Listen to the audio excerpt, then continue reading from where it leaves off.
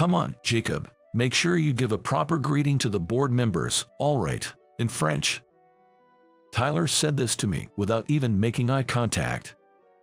In front of the board members who came to inspect our department, Tyler was forcing me to greet them in French. It was easy to imagine that he was trying to embarrass me, knowing that I only had a middle school education. Come on, give it a try. Even middle school level French might get through if you're lucky. He patted my shoulder, urging me on. Tyler was under the mistaken impression that I couldn't speak French. If I really couldn't speak French, I would likely end up having a childish and clumsy conversation. As a result, I would become the laughingstock, just as Tyler intended. But unfortunately for him, the world doesn't always work the way you want it to, Tyler. Then, I opened my mouth. The beginning of Tyler's hell. My name is Jacob. Just a regular guy. I think of myself as just an average man, embarrassingly ordinary compared to others. If I had to say, my only distinguishing feature is my love for traveling. Alone, at that. It's not that I don't have friends, but when it comes to traveling, I prefer going solo. I get to fully enjoy my favorite places and foods, and there's a certain luxury in the moments that can only be experienced alone. That's the real joy of travel for me. Because of my love for travel, I used to go on whirlwind trips a lot during my student days. I didn't have much money, so I used things like youth travel passes, which made the trips somewhat restrictive, but they made me feel alive, and I loved them. I haven't been able to go on such trips lately due to my busy job, but I'm thinking of going again once things settle down. In my mind, I'm always fantasizing about where to go next, what to eat, and so on. I currently work at a global company. It has branches all over the world and is quite large. The employees are not just American, but also foreigners. Everyone can speak English well enough for communication, so there are no issues in the office. Although my days are busy, talking with people from other countries provides a stimulating experience. Talking to them makes me even more eager to travel, fueling my fantasies. I was fortunate to have many good peers, seniors, and juniors, but there was one troublesome guy. The department manager, Tyler. This man was quite a character. Out of all the people in this international company, I had the bad luck of having an American boss who was such an oddball. Did I do something in a past life?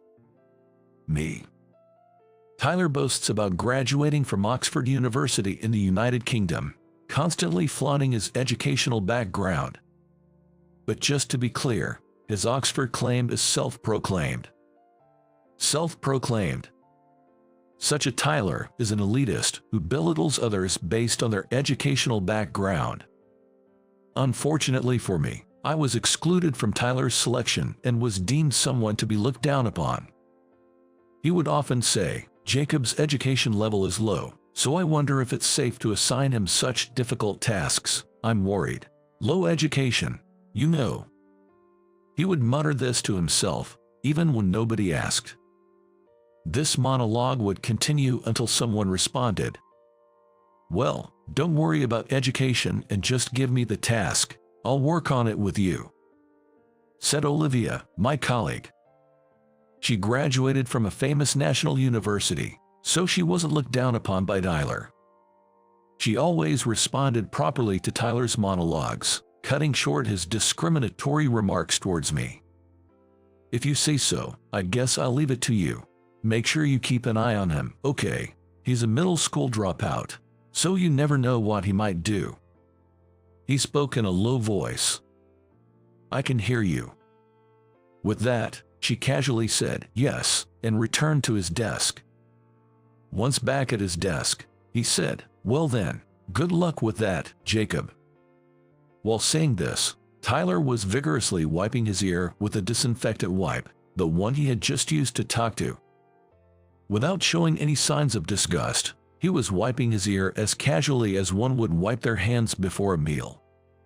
There may be no ill will, but from a guy's perspective, such actions by women can be quite unsettling.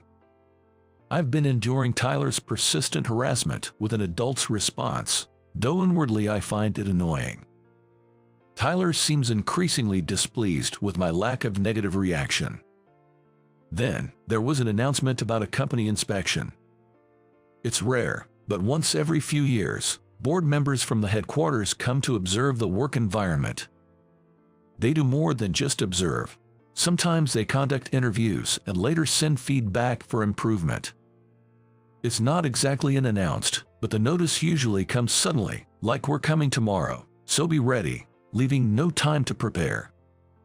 That should be the case, but Tyler was different. I completely forgot that he's not the normal type. I thought that even if he pretends for a day, his true colors would quickly show, but Tyler was desperately trying to coat everything with a veneer. Hey, make sure you wipe everything down. Don't leave a single piece of trash. Finish this paperwork by today. If we have unfinished work, they'll think our department is slow. He was shouting things like that. Then, he pushed his own work onto his subordinates and sat back in his chair. Hey Jacob, you do this data entry, it's due today. He threw a thick pile of documents onto my desk. Even with your low education, you should be able to handle this much.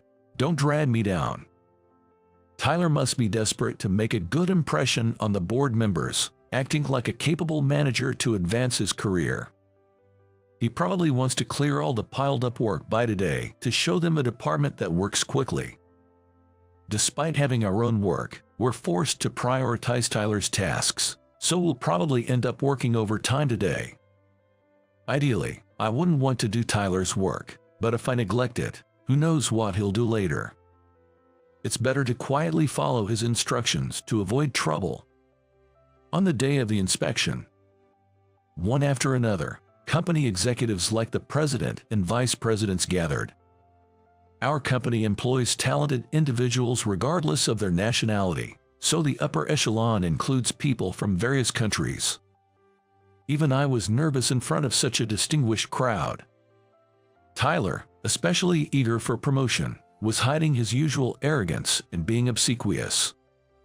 Watching him, I muttered under my breath, he's a different person today. Olivia, standing next to me, tried to suppress her laughter. It seems she heard my muttered comment. Sorry, did you hear that? Trying to hide it. I heard it clear as day. Jacob, you sometimes say funny things under your breath, don't you? Olivia said with a smile. Yeah, I think Olivia laughed too much, though. But well, it's true that Tyler seems like a completely different person today. Has his personality been replaced or something? I agree with what Olivia says. It's frightening how much people can change, driven by their desires. As the board members were let in, one of them saw me and said, "Isn't that Jacob?" The man, Michael, with a meticulously groomed, eccentric beard resembling Dolly's, was an older gentleman. Michael was a friend of my father and had helped me get this job. By the way, Michael holds a division chief position at the headquarters. It's been since you joined, hasn't it? How have you been? Honestly, there have been too many changes, almost overwhelming. But I didn't want to burden Michael, who was talking cheerfully, with my troubles. Of course, I'm thriving every day, all thanks to you, Michael. I really appreciate it. There's no need to be so formal. It's true that I introduced you here, but all the achievements from then on are due to your own abilities," he said, gently patting my shoulder. "You might be working at the headquarters soon if you keep this up." I started to feel embarrassed from such high praise. "Oh, I'm still far from it," I responded maturely to Michael's words. "There's no need to be modest. You agree, don't you?" He turned to Olivia. As Olivia was smiling in response, Tyler loudly announced the start of the morning assembly. It seemed like he was trying to interrupt our conversation. "I'll see you later," said Michael as he walked away from us. Tyler quickly seized the opportunity to confront me. "What are you getting cocky about, you middle school dropout?" I stood there, clueless about what he meant. That was Michael, the division chief, wasn't it? Listen, no matter how much you try to show off, it's pointless. If you get too carried away, I'll make sure you regret it, he warned. So, he saw me chatting with Michael and thought I was trying to ingratiate myself with the board. I wish he wouldn't lump me in with himself. I brushed off Tyler's comment and returned to my seat. The morning assembly began, and Tyler loudly greeted the board members. Every employee in this department is excellent, and I have fulfilling days thanks to them. Among these talented individuals, Jacob here is particularly outstanding, he said, grinning at me. What was he up to? Praising me in front of the board seemed too strange. Despite being a middle school graduate, Jacob works shoulder to shoulder with us, he said in a way that was unclear whether it was praise or ridicule. No, it was definitely ridicule. Michael nodded in approval. No, Michael, I'm being disparaged.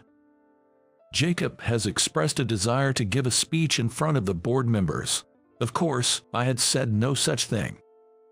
So that was his plan. Rest assured, the speech will be entirely in French, he added, probably thinking I couldn't speak French. It was easy to imagine he wanted to embarrass me with my poor French in front of the international audience. This must be retaliation for my earlier conversation with Michael.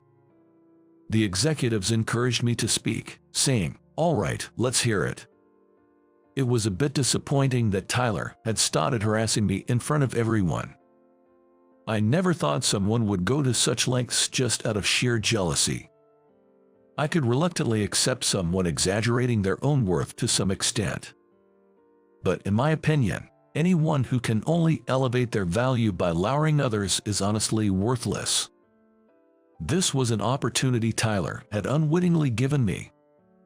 I thought to myself that I should make the most of it and repay Tyler for everything he had done. First, I introduced myself in English in front of the board. Then, as Tyler wished, I started speaking in French. Tyler was visibly shocked to hear me speaking fluently. His gaping mouth looked so comical that I almost laughed. Olivia seemed to have given up trying to hold back her laughter, her shoulders shaking with silent chickles. The stark contrast between Tyler's and Olivia's reactions was so extreme that I couldn't help but feel amused myself. As I mentioned before, our company has a global presence, so the board members have diverse roots and origins. The vice president is from Spain, the managing director from France, and Michael, the division chief, I believe has Italian roots. While recalling the board members' countries and roots, I continued my speech, seamlessly switching between languages as appropriate. I fluidly transitioned from French to Spanish, then to Italian, and so on. I hadn't planned the content of my speech since Tyler sprung it on me suddenly, but I felt obliged to meet his expectations. To keep the conversation going, I exposed the mistreatment I had received from Tyler in various languages. I candidly revealed the hardships he had inflicted on his subordinates. I talked about how he boasted about being an Oxford graduate and his arrogant behavior towards subordinates with lower educational backgrounds. Being berated for being incompetent simply because of a lower educational level. The fact that I had been subjected to such treatment. And how Tyler, under the mistaken belief that I couldn't speak French due to my middle school education, had set up this speech to embarrass me in front of the board members. I revealed all these details. As I continued my speech, the expressions on the board members' faces gradually turned more perplexed. I delivered the speech in multiple languages, and as expected from such accomplished individuals, they seemed to understand the meanings even in foreign languages. Tyler, on the other hand, appeared to only understand French. He seemed to follow the speech initially, but as I switched languages, he was clearly lost. Unable to keep up, he looked around bewildered. I finished my speech. The board members were whispering among themselves. Behind me, Olivia was holding her stomach, laughing. It seemed she had understood the content of my speech. When our eyes met, she gave me a thumbs up and mouthed "Good job." Michael approached Tyler with a furrowed brow. "Is what Jacob just said true?" he asked, his voice laden with authority. However, the person in question, Tyler, didn't understand what I had said. Muttering well, he became flustered and was unable to respond to Michael. Meanwhile, Olivia raised her hand from behind the board members. "Yes, you're the girl from earlier. What is it?" Michael asked. With a bright smile, Olivia replied energetically. "What Jacob said is true. Everything about Tyler belittling others based on their education and his harassment is all true," she said. Hearing this, Tyler glared at Olivia, saying, "Don't make up such baseless accusations in front of the board members." Usually, Olivia would back down quickly, but not this time. She stood her ground, dignified as if it were her final battle. "I'm not making this up. Jacob spoke in French, Spanish, Italian, and German, right? Tyler, did you not understand? You always mock others for their education, but it's strange, isn't it? You always say you were excellent at Oxford," she retorted, taunting him. Tyler, his face red with anger, yelled at Olivia, "Shut up! Shut up!" Amidst the commotion, President Thompson said quietly, "That's enough." His few words, filled with more than just anger, were enough to command the room. But it seemed to have no effect on the foolish Tyler. "Don't believe what these mere employees say. It's clear that I contribute more to the company." He appealed directly to President Thompson. "These people are framing me. It's impossible for this middle school graduate to speak languages other than English. He must be bluffing, just making it sound convincing," Tyler ranted, insulting me crudely. "Keep your filthy mouth shut for once, Tyler." Executive Director Elizabeth glared at him. "I'm not saying I believe everything he said, but the more you talk, Tyler, the more credible his words seem. Am I the only one who thinks so?" she observed. Michael then spoke up. "I'm quite familiar with Jacob. He has stayed in various countries since he was young, so it's not surprising that he can use different languages. I am of mixed heritage. My father is American, and my mother is half French and half American. My maternal grandfather immigrated from Eastern Europe to the France. Though I'm a quarter American, I look like a typical American and have rarely been recognized as mixed race at first glance. My father, a senior figure in a trading company, frequently traveled abroad for work, even as a regular employee, and often rented residences overseas. He met my mother through his work, and they married, leading to my birth. At home, we used both French and English. I was born in America but spent my early years traveling to various countries due to my father's job. I spent my middle school years in America, then moved to France, where I attended University PSL in Paris. Since I was only in America until middle school, my final educational qualification there was junior high school. When Tyler heard that I had attended University PSL, he turned pale. University PSL is a renowned university in France, known for its extremely high entry standards. However, I've always believed that educational background isn't everything. There are more important things than academic credentials, and in a society that needs to constantly progress, flaunting decades-old achievements seems utterly pointless to me. I've always said that what matters more than where you graduated from is what results you produce in the future, I often retorted when Tyler treated me as incompetent. But to Tyler, my words, coming from a middle school graduate, never seemed to register, dismissed as mere sour grapes. In reality, being a graduate of a globally renowned university meant Tyler could no longer ignore what I said. I wondered if I had done something wrong. Tyler, who had been ranting and raving until a moment ago, now seemed deflated and subdued, his only identity of being a high achiever seemingly invalidated. Michael continued his pursuit of Tyler. "Tyler, Your educational background is indeed impressive. However, using it as a shield to compare yourself to others and assert your superiority is foolish. Truly wise people don't judge others by their educational background but by their character. In that respect, I'm afraid you're acting foolishly." Tyler opened his mouth to retort but seemed unable to find the words and closed it again. He appeared very frustrated, his tightly clenched fists trembling. "All you've treasured seems to be just past glories," said Elizabeth, looking over a pile of documents. "An Oxford graduate in name only, dumping your work on subordinates, imposing unreasonable targets. What exactly have you learned since joining this company? It seems the real incompetent one here is you." Tyler exclaimed, "That's absurd. I was just wishing for the growth of my subordinates." He tried to justify. Trying to appear innocent now seemed embarrassingly insincere. This inspection was also part of selecting members for a major upcoming project. Michael approached Tyler and said, "Your name was among the candidates, but after today's events, you will no longer be participating in the project." Tyler pleaded tearfully, "Wait, please, I've worked hard for this company. Maybe I went too far in my training methods, but..." Before he could continue, President Thompson intervened. "Stop devaluing yourself.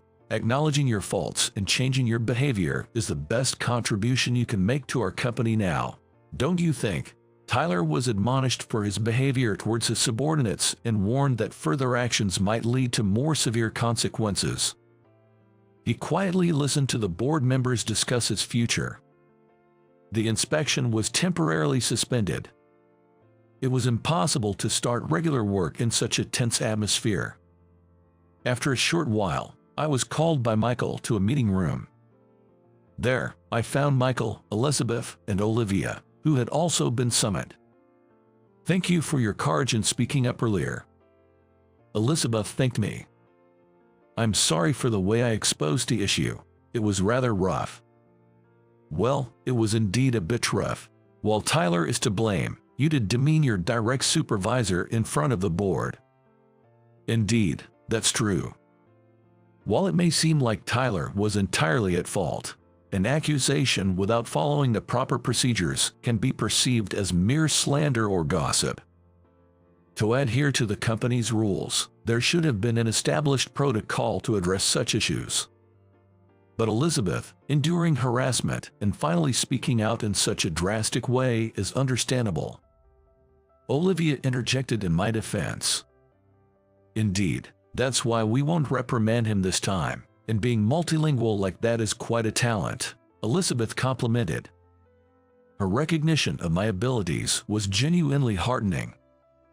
"So, Jacob, we'd like you to join the major project we mentioned earlier, along with Olivia." Olivia and I were both surprised. In fact, Olivia's reaction was even louder than mine. As for Jacob, as we said earlier, the board members consider him a great talent and want him to participate. Olivia was the only employee, other than the board members, who understood and supported what Jacob said. Indeed, Olivia had understood my words and even backed me up. If I'm considered a talent, then Olivia should receive equal recognition. "Me too?" Olivia asked, her voice trembling like a small animal. "Of course. We really want you both on board," Elizabeth reassured her, holding her hand. The project was global in scale, necessitating multilingual skills. "I might not be as skilled as Jacob, but I can speak about 8 languages well enough for tourism," Olivia said enthusiastically, rolling up her sleeves. Olivia, it seems, also enjoys traveling and began learning languages to communicate with locals. She finds joy in understanding the various backgrounds of the places through their languages. I admired Olivia's attitude of not just sightseeing but wanting to understand the culture and history of the places she visits, and I found myself wanting to know more about her. After Michael and Elizabeth outlined the project, I agreed to participate, and things progressed swiftly. I soon started working jointly with people from the headquarters. Thanks to Michael's arrangement, I was paired with Olivia. It was thought that working with a colleague on this first major project might be smoother than pairing with someone I didn't know. Once, we had a business meeting with a salesman from an Italian company. True to his Italian roots, he praised Olivia and even tried to flirt with her.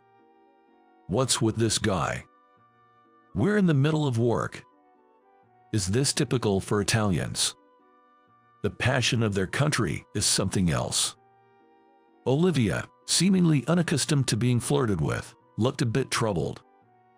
I said lightly, "This is a business meeting, so please keep it professional," but he showed no intention of stopping. I didn't want to be too forceful and risk jeopardizing the deal. However, watching Olivia being flirted with so closely and having her hand held, I found myself inexplicably irritated.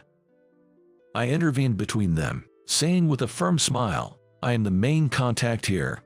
Please direct your attention to me." The salesman chuckled, saying, Okay, I'll cool it." After that, he stopped bothering Olivia, and the business deal was successfully concluded. As we were about to leave, the Italian salesman suddenly put his arm around my shoulder.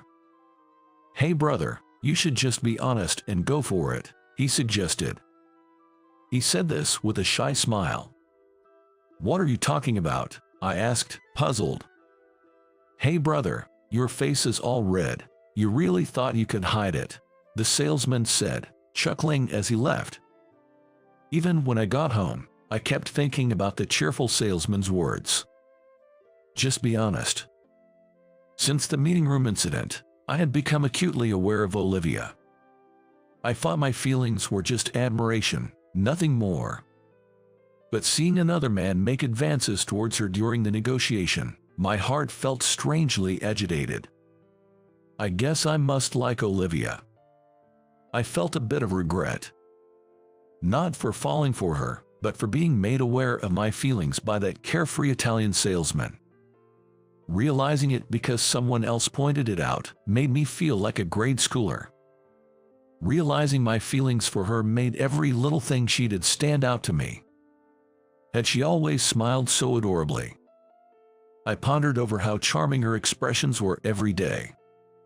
Our shared interests and conversations were so enjoyable, it was undeniable. "I've noticed you always watching her. Is that really how it is?" While eating in the cafeteria, I overheard the conversation of employees sitting behind me. "Yes, I suppose so. Young love is so cute." That voice sounds familiar. Should I just go and tell them? Maybe I should play Cupid. Don't meddle. Go for it, Elizabeth. Be the Cupid of love. I knew these two would actually do it. I had to stop them. "Please don't bother with unnecessary things," I protested. It was Elizabeth and Michael behind me. Since that incident, they had been strangely involved with me. I never knew Michael had such a playful side.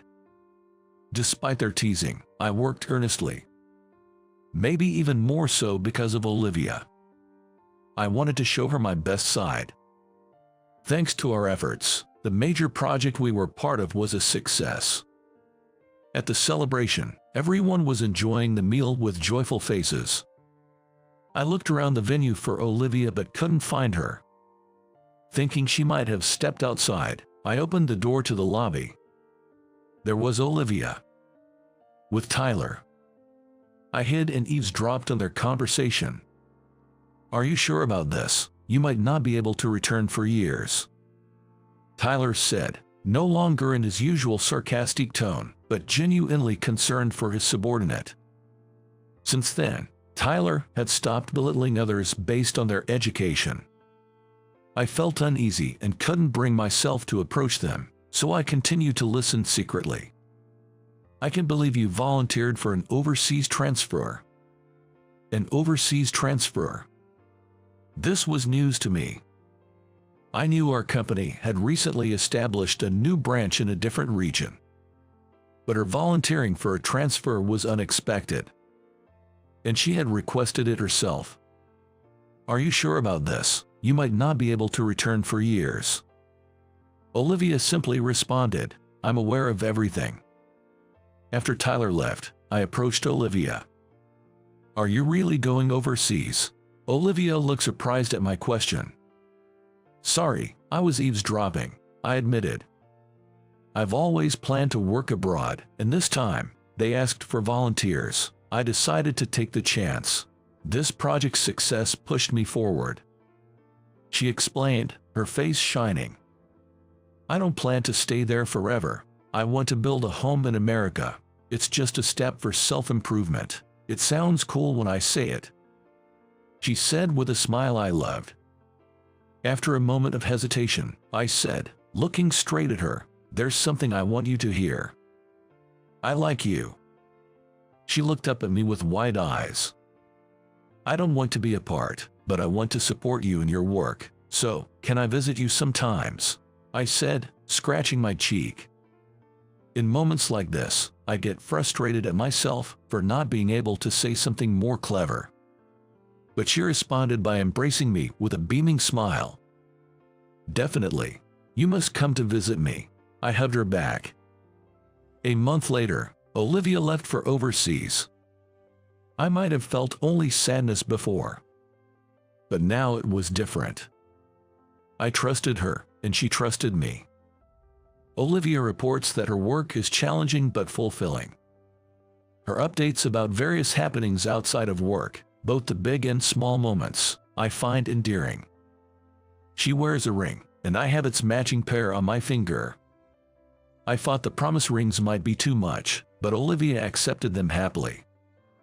"At times when I feel lonely, I'll look at this and cheer up," she said with a smile at the airport, making me realize once again how precious and dear she is to me. Wearing the same rings, even when we are apart, I feel like our hearts are connected. Right now, I'm planning various things, lying on my bed. I've decided to travel to meet Olivia. The excitement of seeing her outweighs the anxiety of visiting an unknown place. Thinking about how to greet her, or what kind of stories will make her happy, brings a smile to my face. I've always enjoyed traveling, but this trip seems to be the most exciting one yet. It's not about where you go, but who you go with. That saying really rings true.